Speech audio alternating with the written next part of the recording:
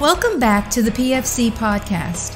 The views and opinions you are about to hear are the speakers and do not necessarily reflect those of anyone else. Now on to the podcast. Good morning, ladies and gentlemen. Thank you, Colonel Shackelford, for the and everyone else, of course, for the introductions and the opportunity to share with everyone this update on our telemedical support for operational environments. I think you'll find it hopefully interesting that the available services and kind of the capabilities that we have previously been developing have really rapidly grown and are starting to harden for long-term viability ever since the establishment of the new virtual medical center at Brooke Army Medical Center. As Colonel Shackelford said, my name is Lieutenant Colonel Jeremy Pamplin. I'm currently Director of Virtual Critical Care and Virtual Health at Madigan Army Medical Center. And then, although not an official title, I've been working for the last couple years with certainly many of the people on the line, and as well as others, as the director, medical director, developer of the virtual critical care consultation service, and subsequently the advanced virtual support to special operations system, which we'll talk more about here as we move forward. I should also say that we are trying to record this conference this morning for one of the prolongedfieldcare.org podcasts. So this will maybe sound a little bit more scripted than some of my normal conversations. I was told to stick to the script as much as possible. And then at the end, when we do our questions, I will probably repeat any questions that are asked. So next slide, please. Of course, the views and opinions that I express today are those of my own. They don't reflect those of the United States Medical Department, Army, the Department of Defense, or the U.S. government. And my only financial disclosures to share that I've received grant funding for several projects from the Medical Research and Material Command through the Telemedicine Advanced Technology Research Center, as well as Joint Program Committee 1 and Joint Program Committee 6. So this is a build slide. If you want to just build a couple through, that would be great. Yep, perfect. So first of all, I'd like to start by reviewing a couple cases that I think some of you on the line may be already familiar with. At least one of them has been presented on the JTS conference several months ago. I think they highlight the potential value of telemedical consultation during the prolonged field care or delayed evacuation or extended care, prolonged care, whatever you'd really like to call pre-hospital care by a non-specialist that extends beyond our current doctrinal timeline, so more than an hour's worth of care. The first case occurred in April of 2017 when a Portuguese coal freighter, the Tomar, experienced a confined space chemical explosion in the middle of the Atlantic Ocean. This explosion injured 4 of their crew members, and without any medical capabilities aboard the ship, they requested emergency medical support. And the New York Air National Guard 103rd Rescue Squadron was mobilized to respond. By the time the team had arrived, 2 of the casualties that were aboard the ship had died. The remaining 2 casualties had suffered 60% total body surface area burns, and the team that jumped in needed to manage them for nearly 36 hours while the ship had made its way towards Portugal. During that time, this team of PJs provided, amongst other things, IV fluid resuscitation, wound care, escharotomies, and a cricothyrotomy for one of the casualties. And throughout this encounter, I think it's probably useful to note that the team maintained really regular contact with their unit surgeon, who provided recommendations and sometimes just support for many of the team's interventions and medical decisions. And this surgeon also used personal contacts at the U.S. Army Institute of Research Burn Center for some of his recommendations that he made to his team. Next slide, please.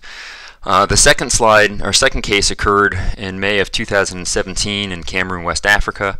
In this scenario, the task force physician, so the most senior medical person on the ground, actually developed symptomatic supraventricular tachycardia. And unfortunately, given the limited experience of the remaining medics that were on the ground with him at managing SVT, they contacted the U.S. Army Africa surgeon, one of the PAs, who then, again through kind of personal knowledge, called the Brooke Army Medical Center Emergency Department in order to get some additional recommendations about how to manage this SVT.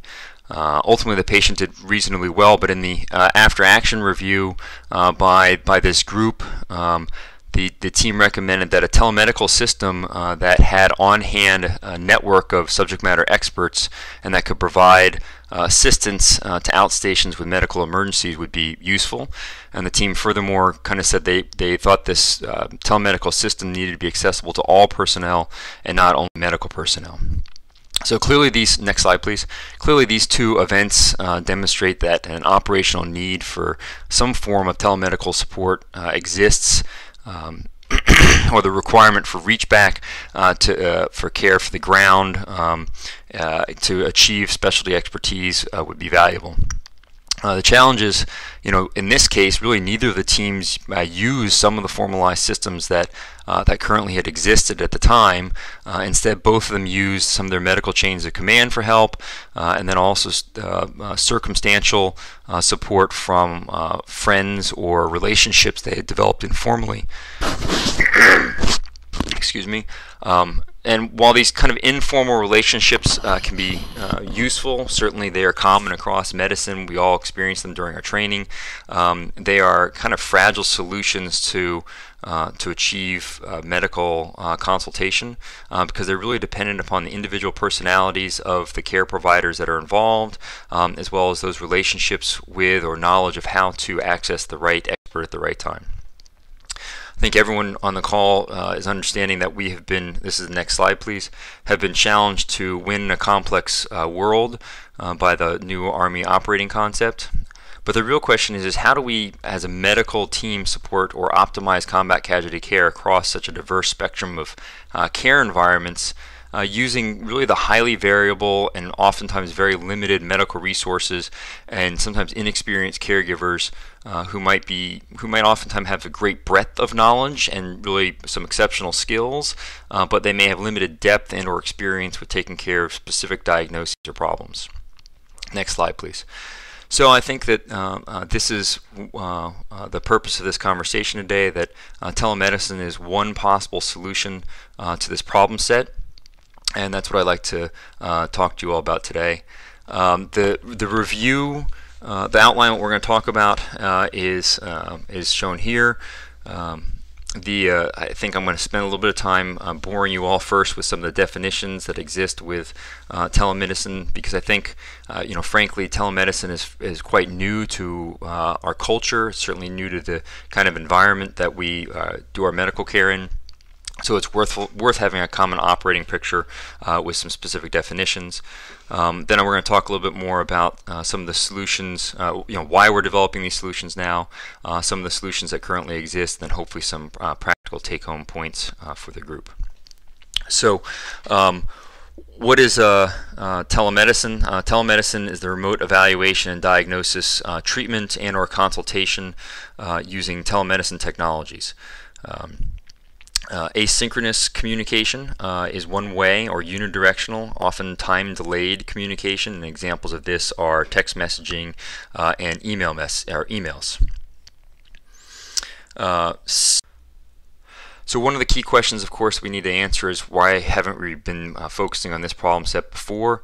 And if you continue to build, the answer is before around the 2013 drawdown of forces in Iraq and Afghanistan, most of our pre-hospital care was limited to less than an hour, and this is certainly a problem set that most of our new or general practitioners like our medics are comfortable with. And certainly most of the consultative support that was done in this environment was provided by local and in-theater assets through those types of personal relationships developed on the ground. Next slide, please. So our challenge now and in the future is really the tyranny of distance. Many people have seen either this slide or one similar to it. The original one was developed by Colonel Sean Keenan. The current anticipating operating environments of our future really are big: Africa and the Pacific Rim, whereas Iraq and Afghanistan can easily fit in the United States of America, really just in the central United States. The entire United States fits into the northern part of Africa, and if you've ever looked at one of the maps of the Pacific Ocean, all continents of the world can sit inside the Pacific Basin. So where it used to take less than an hour for us to reach advanced surgical and critical care support, now those resources are more on the 24 to 72 hour timeline following a prolonged evacuation. Our medical footprints are getting smaller with these areas of operation that are getting bigger. Are very well trained and sometimes inexperienced or unknowledgeable medics, not because they haven't been training hard, but let's face it, you really can't train on everything. You can't know everything, but these folks are forced to care for patients really over a lifetime and with problem sets that they haven't previously encountered. Next slide, please. Of course, most people are familiar now with the concept of prolonged field care. This is an operational problem. It is not a plan, so it is something that we do not plan to do, but is a situation that we are found in, and therefore it should be planned for. I'm not really going to spend a lot of time talking about what prolonged field care is or what it's not, who should be performing it, who shouldn't be performing it, because it's a reality that many people face whether they were intending to or not, and the reality is we can't evacuate our casualties maybe as quickly as we would like to. If you need to know more or would like to know more about this problem set and how to manage it, I would certainly refer you to the prolongedfield.org website. You can see at the top of the PFC symbol there. They've got a wealth of information on that website, including the 10 core capabilities, podcasts, blogs, links, and other references. Next slide, please. One of the key points of prolonged field care is that you have to survive beyond the initial injury in order to get to the prolonged field care aspect. Important to all prolonged field care is the emphasis that it is built upon a foundation of excellent tactical combat casualty care, something fortunately most of our medics and caregivers are familiar with these days, and usually exceptionally good at. Unfortunately, it's more difficult to train and educate our folks about the myriad of problems that can occur in the hours and days following the acute trauma or illness. And it's in that window that prevention of complications is key, and sometimes experience and prior training for these kinds of challenges, like with critical care or surgical training, certainly helps. Next slide, please. And it's in this environment, again, that I think that telemedicine really may be able to aid the caregiver on the ground as it bridges a significant gap in knowledge and experience between local caregiver and the next higher level of care. It's important to be clear, though, telemedicine is not Plan A. Plan A is to train and to educate our clinicians and to deploy, when possible, the necessary resources to care for the casualty at the point of need. And if you have ever heard, again, Sean Keenan speak, he always says that if you think you might need a surgeon, you should bring one with you. So the challenge that we're faced with, of course, is when you don't have your surgeon or you don't have the resources that you might need because you can't deploy everything. So there does need to be a plan B, and that's where telemedicine hopefully fits in. Next slide, please. I should also be fair, there are some potential advantages of telemedicine, maybe even over our traditional deployment mindsets. If a system is implemented correctly, it may offer us to have a smaller footprint of certain medical assets or certain medical personnel, so maybe a less deployment. That could be potentially cost savings.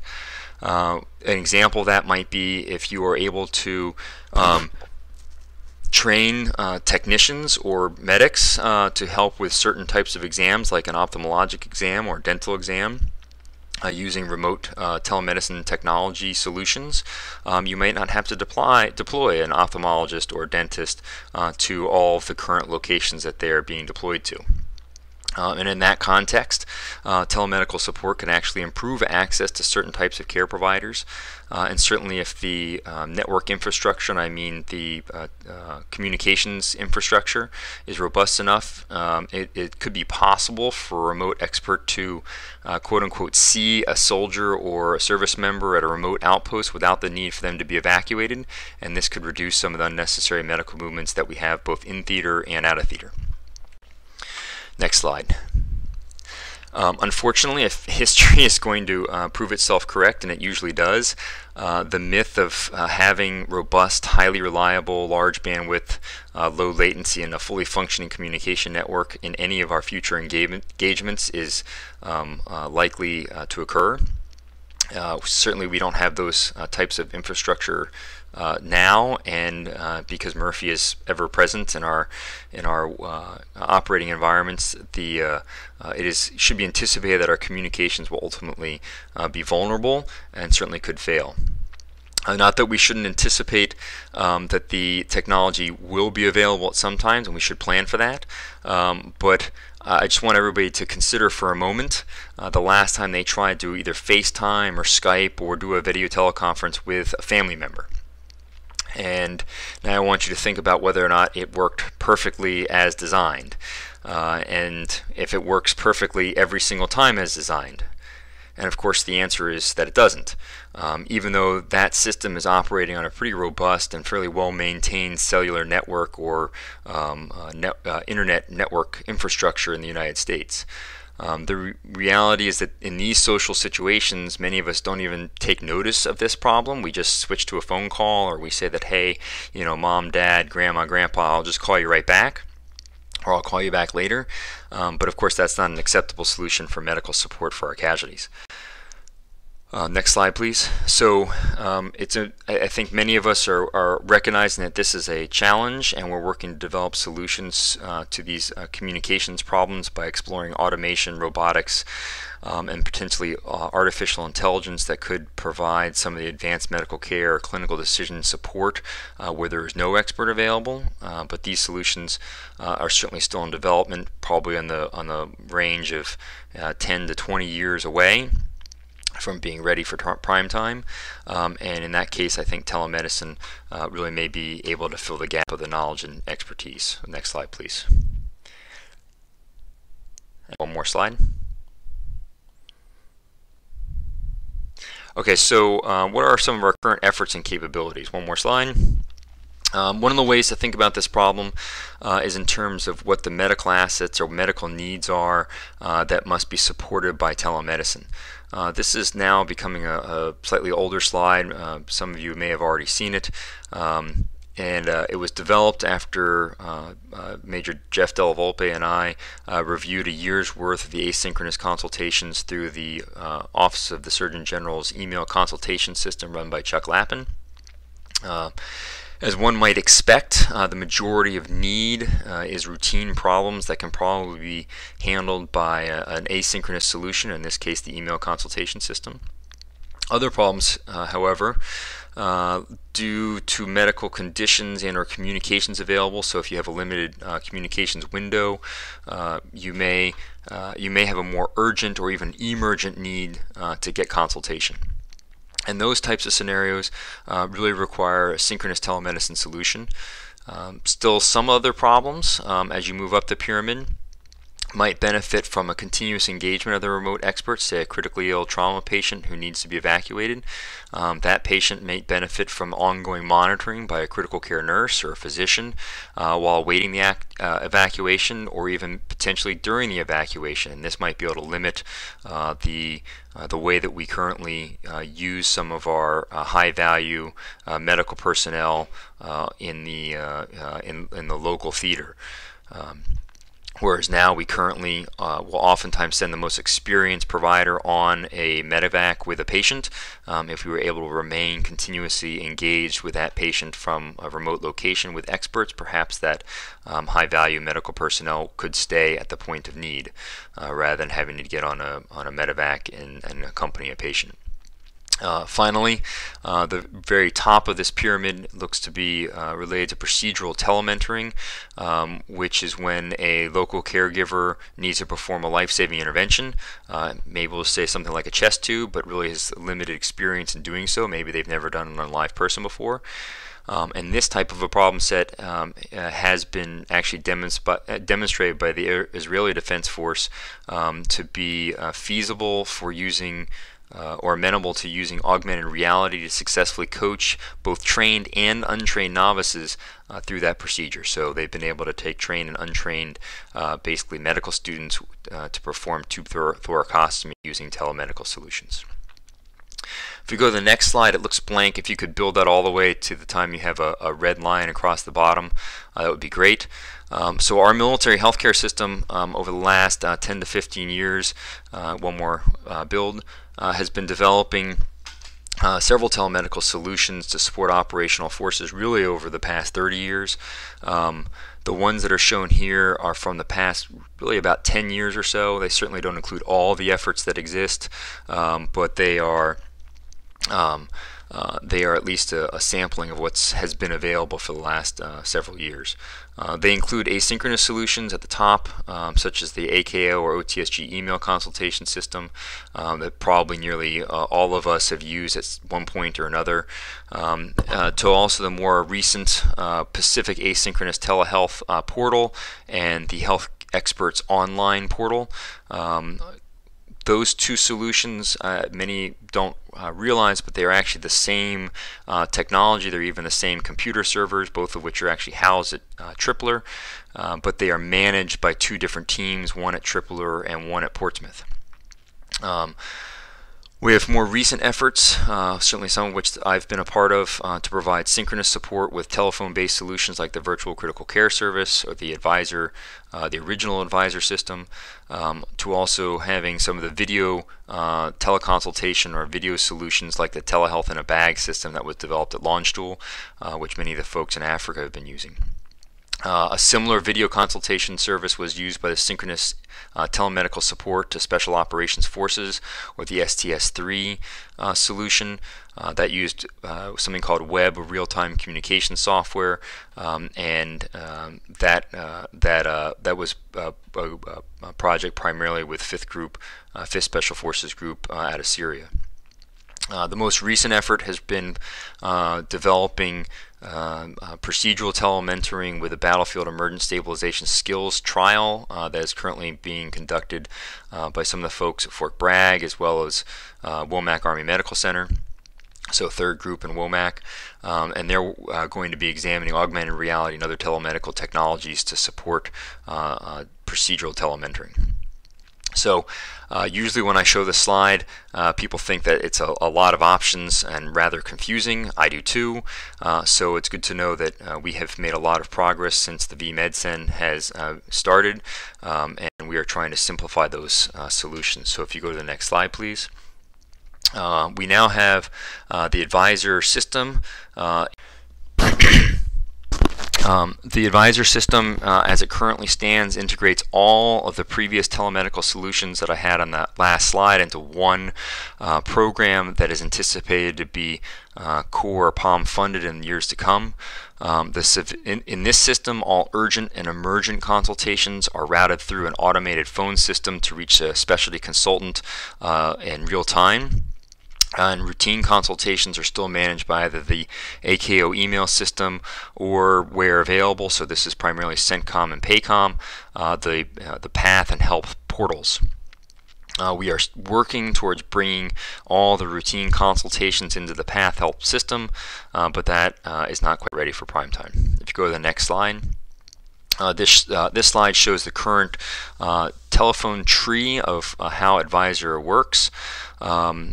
If you call one of the either toll-free number or DNS DSN number that's at the top of this slide, you are connected with an automated system. If you press option 1, you're connected to the Virtual Critical Care Consultation Service currently, and hopefully in the relatively near future you'll be connected to the Joint Telecritical Care Network workstation that is on call, and I'll talk about that in just a moment. If you press 2, you are directed to the Specialty Services menu, so it's a secondary menu, and you are provided options for talking to a general or trauma surgery physician, an orthopedic surgeon, a pediatrician, a toxicologist, or an infectious disease specialist, and then there is a option on that menu for kind of catch-all if you need a specialty that's not otherwise listed.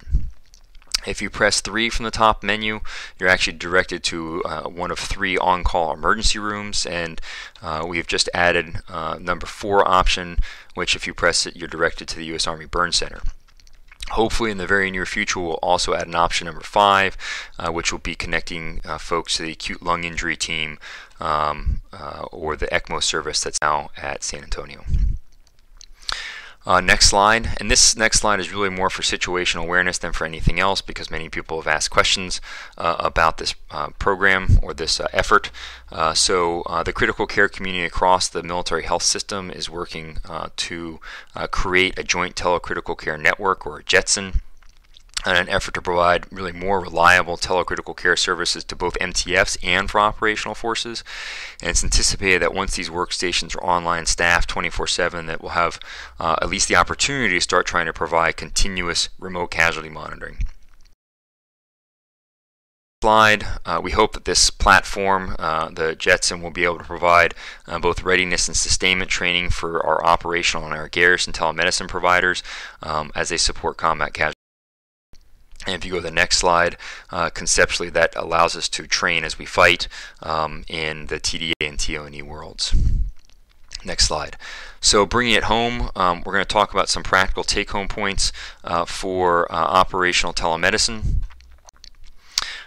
First, I need to try to dispel a few additional myths about telemedicine, particularly in the operational world. So the first one is telemedicine is not only video teleconferencing like a FaceTime or a Skype. It is really something that we do in medicine every single day and really all the time. It's picking up a phone, it's writing an email, it's sending a text, it's just asking for help. Telemedicine, asking for help with telemedical consultation is not a sign of weakness. Asking for help about something you're not an expert in or have strength in is really a sign of strength. It's called doing the right thing and having good judgment. So I am certainly not a kidney doctor, I'm not a liver doctor, I'm not an infectious disease specialist, and when I run into situations that I'm not certain about or perfectly clear about how to manage, I ask help, and I think that really everyone else out there should too. Good telemedicine is actually not easy. Asking for help efficiently and effectively and then providing it from a remote location are skills, and they take practice, and we need to continue to train them. Many people who have participated in some of the soft training exercises have experience of that firsthand. And then finally, and this is really more for some of the providers that are out there, if you give the best advice that you can with the information that you have available to you, you are not liable for the outcome of that casualty or that patient. Ultimately, the local caregiver is responsible for the patient's care, and you can only make the best decisions that you can and give the best advice you can with the information that you have available. That being said, I highly encourage people to document what information is provided to them at the time of their consultation and what recommendations they provide with that information. And ideally, you should try to send that documentation in whatever form it is, usually it's an email, to whoever is making the consultation to you. Next slide. Several of us have tried to capture our lessons learned over the past few years in this teleconsultation and prolonged field care position paper that was just published in this fall edition of JSOM. And I'm going to try to quickly go through the 4 main recommendations from this paper. Next slide. First of all, planning. Providers should develop a teleconsultation pace plan before they deploy, not afterwards. That plan ideally should include the who to call and the how to communicate them. That plan must remain flexible, and it should adjust to the available local theater and strategic medical and communication assets that are available. Communication solutions within this plan should include and not be limited to commercial and tactical options. And I think this is important because you'll find, again, Murphy rules, and that whatever communications platform you plan for may or may not be available when you actually need it. The remote consultant and or the expert that is available to call could certainly include the advisor system now, but you should also consider other medical assets in the chain of command, the theater of operation, the area of operation, to include surveyed and approved local hospitals and coalition forces. So don't forget to reach out and interact with the friends that are nearby. Units should test and train this plan whenever possible, both before deploying, and should do the communication checks after they have deployed. Next slide. Training is important for this telemedical solution. Local caregivers and remote consultants need to train to provide optimal care using various telemedical technologies, including phone, video teleconferencing solutions or softwares. They need to practice doing remote ultrasound guidance whenever possible, and whatever other scenarios they feel that they may run into, like procedural telementoring. This should consist of both classroom and, whenever possible, practical exercises. Next slide. When you're doing your practical exercises, you should try to include in that training various levels of patient complexity. So doing a consult on a simple patient is much different than doing one on a complex patient. And when you incorporate critically ill and or injured patients into the exercise, it becomes even more lifelike and valuable training. Certainly some of that training takes a lot of time, so we have provided some options for how to potentially structure or scale that training according to the minimum, better, and best kind of model. And if you want to read more about that, you can look at that in the position paper. One of the things that we found useful and important is that is this PrEP mnemonic. One of the challenges I think that faces our medics and some of our general practitioners out there is the ability to ignite telemedicine. And what I mean by that is that oftentimes people are not willing to make the phone call. So the PrEP mnemonic, which stands for preparing, recognizing, executing, and performing, is one way to structure some of the training that you conduct, and that may ensure telemedical consultation is optimized. Again, good teleconsultation begins. Sorry, it's early in the morning here and we have an alarm going off. Good teleconsultation really does begin with a team that's well prepared to perform the teleconsultation task, and using the PrEP mnemonic can help people get there.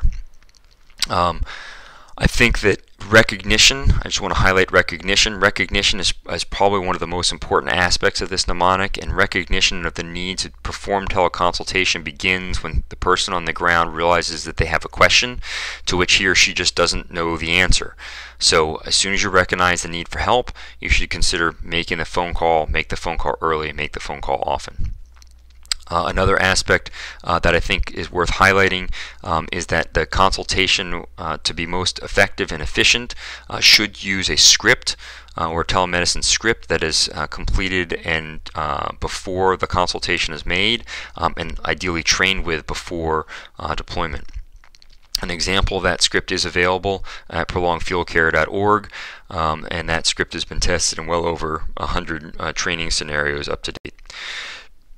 If we go to the next slide, we do have a, this is actually the VC3 call script, and we have a guide for it. Again, it's available at prolongedfieldcare.org. Just keep going. Next slide. There we go. Keep going. Another slide.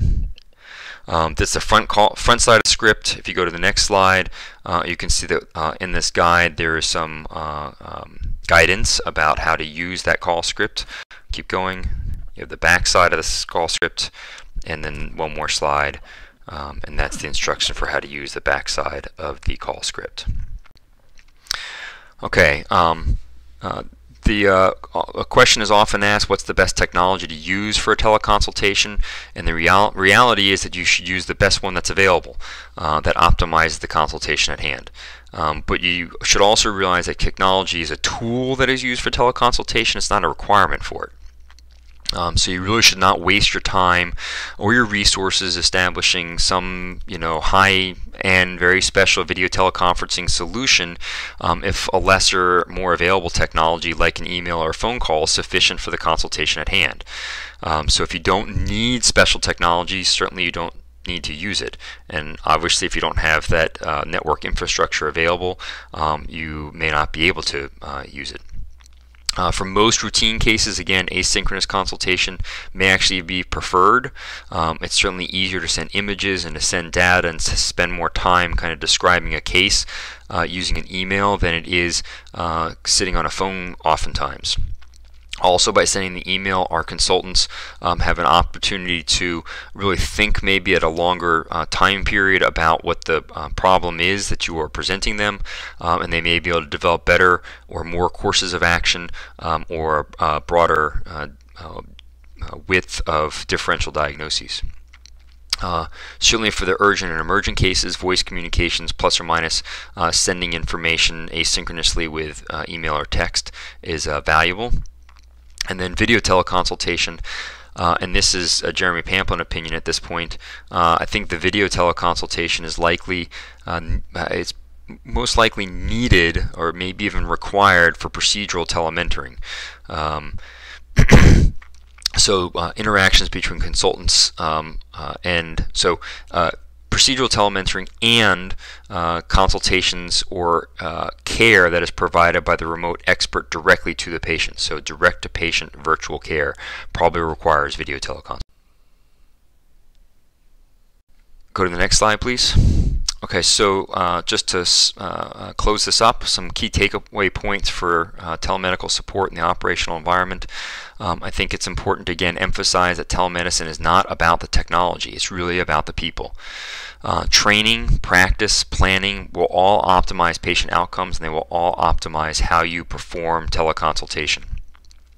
Whenever possible, using the consultant or the remote expert in your training development will help provide the best I think training environment, but it will also help with the medical decision-making process on the ground, particularly when an individual lacks the experience in a particular area. A consultation can be extremely helpful and really should occur. It happens every single day in our hospitals, and there's no reason it shouldn't be happening in our remote deployed environments as well. So again, I encourage people to ask for help early and often. The technology side of things really need to remain flexible, scalable, convenient, reliable, and consistent. That means that we should not focus our technology on one solution, but really we should provide capabilities that can adapt to whatever network resources are available to the person on the ground. Those types of technology should be scalable for one or many patients if possible.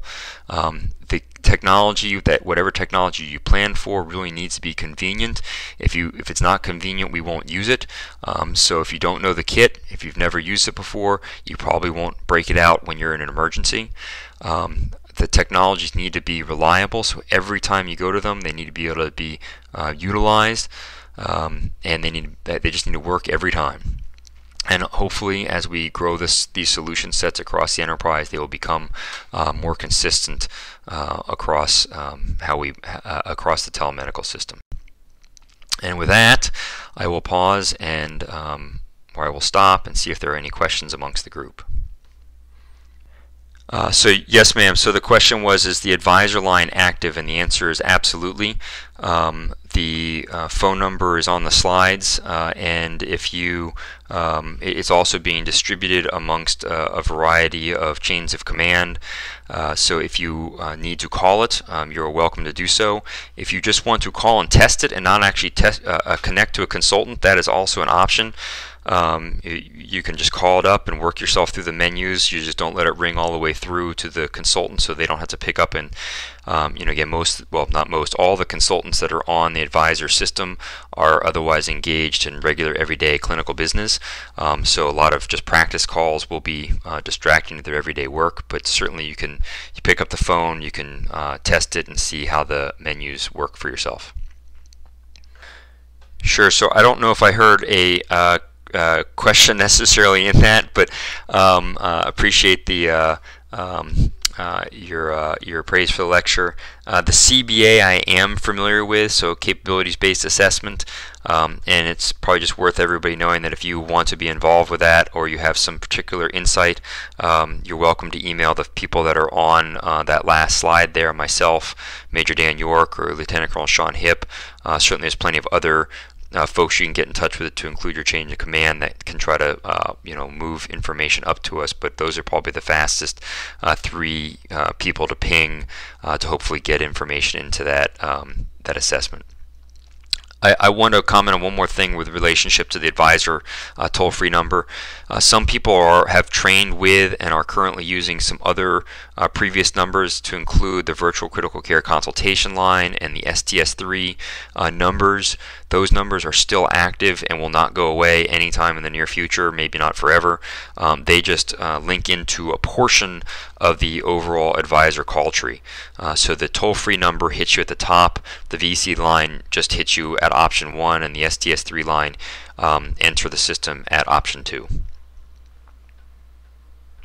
Any other questions? That's a great question. So just to repeat the question, it was what is the future of growth for the advisor consultants?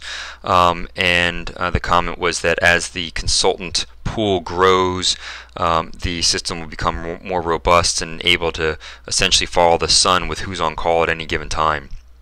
Yeah, so again, that's a great question. I think there's a couple pieces to address in it. The first is there really is a balance between the number of consultants that are available on the system and their skill set at providing consultation in the context that we are asking them to provide consultations. I don't know if you've ever had the experience when you call up a consultant and they provide you recommendations that are just simply not possible to follow, or they are frustrated with the caller because the caller doesn't have the resources that the consultant wants them to have in order to do the recommendations that they want them to do. One of the things that hopefully all the consultants that are on the advisor system now have learned, we certainly have tried to train them, is that you always provide the help that the local person needs, not the help that you want to give them. And providing that consultation and context, again, is a skill set, and the more rapidly we expand, the harder it is to make sure that all of the advisors that are on the system have that knowledge and expertise and that training, so they give the appropriate consultation and context. I think that as we are expanding already, there have been a couple of reports of that type of a challenge, and we just need to be very focused on that, that we don't expand too quickly, but we also want to be conscious of what you said is the faster we can get more people on board, the more volume and frequency we can handle.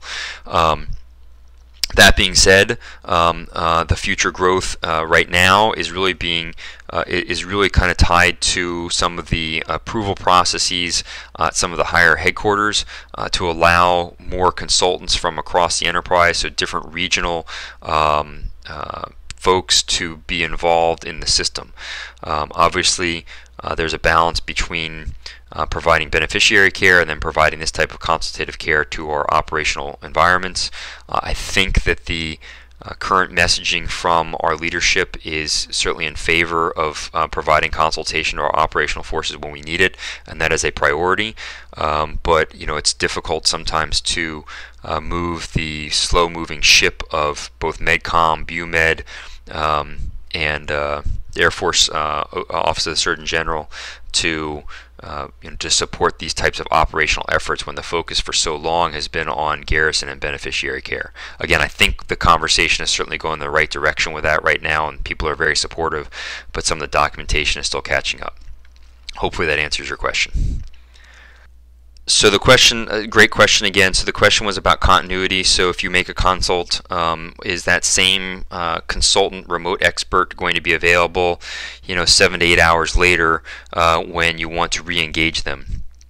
Certainly, and I think this is a great aspect to bring up about training versus real world. When we have done most of our training calls, most training is done as a single phone call to the consultant, and usually it does not involve follow-up. All of the real world events that we have been engaged with have required at least one follow-up phone call. So the continuity question is really important. Right now, just with the volume and frequency of calls, the consultants, generally speaking, are on call long enough. They're usually on for several days at a time. So if you call back into the system, you usually reach the person that you were talking to before as it currently stands. Obviously, that may change in our future with higher frequency and volume. But if you look at the call scripts that we have been providing, one of the first questions on the call script is, what's the best contact information for you? And we tend to train, or we train our consultants or advisors to provide their personal phone numbers so that you can do with the continuity that you're talking about. So once you've accessed the system through a generic number, ideally you would get individual numbers so that you could do exactly what you're asking for, which is to call the same person that you've already talked to back. One other interesting way of doing this is how both the asynchronous systems that are currently in play do it. So the AKO email system as well as the PATH or help portals, they all send their messages or their cases to a group of consultants, and then the replies for those cases go to the entire group as well. So the whole group essentially maintains situational awareness of ongoing consultations. That's, I think, a nice way of doing it. It's a little bit harder to do that, obviously, with synchronous consultations. But if you look at our best practices, whenever possible, you should try to send asynchronous communication along with synchronous communication, because it usually ends with better patient outcomes or better consultation, better recommendations from a consultant, and better understanding from the local caregiver. Hopefully that answers your question. That's it for today's podcast. Be sure to go to our website, www.prolongfieldcare.org. Find us on Facebook, YouTube, Instagram. Subscribe and stay on the bleeding edge of combat medicine. This is Dennis for the PFC Podcast. Out. Boy, it's waiting there for you.